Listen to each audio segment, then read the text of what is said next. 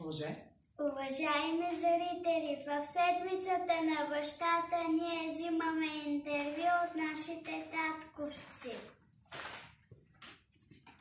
Коя беше твоята детска любима приказка?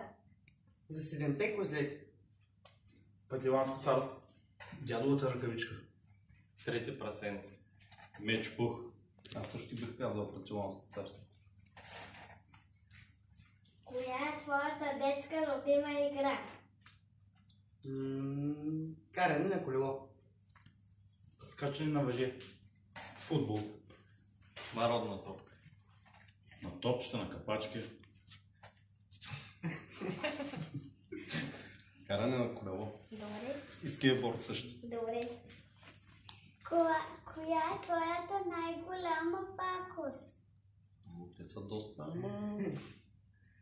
Може би счупването на прозореца на училище нарочно беше...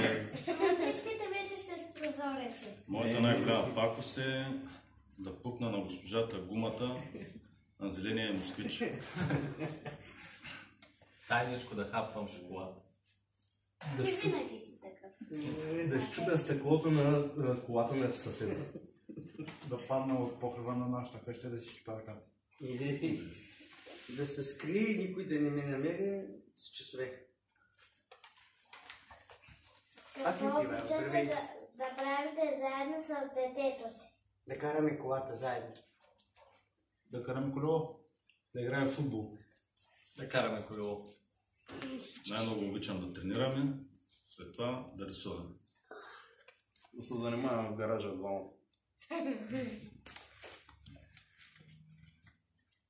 Кое е последното място, където посетихте заедно? Град Трявна. А Язото. Езерото Стара Загора. Златоград. Езерото да гледаме как се хваща риба. А язното. А какви заложби крие вашето дете и от кого ги е наследил? Ами математика, вероятно от майка си. Заложби, всичко е наследила от майка си. Рисуване, математика и това е. Танци от майка си. Да се прави чунчува, когато му казвам Мартина не барай там, вероятно от баща си. Да кара колело, като баба си тяка. Най-добро. Рисуване от баба си. Кой номер обувки носи вашето дете? 35 точно. 30. 28. 30.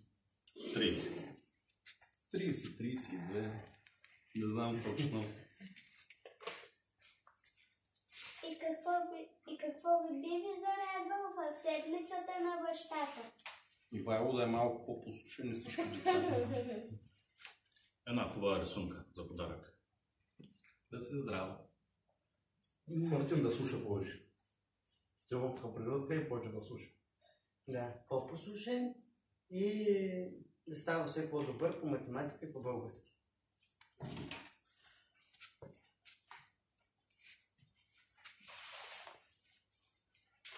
Нашия репортаж приключи.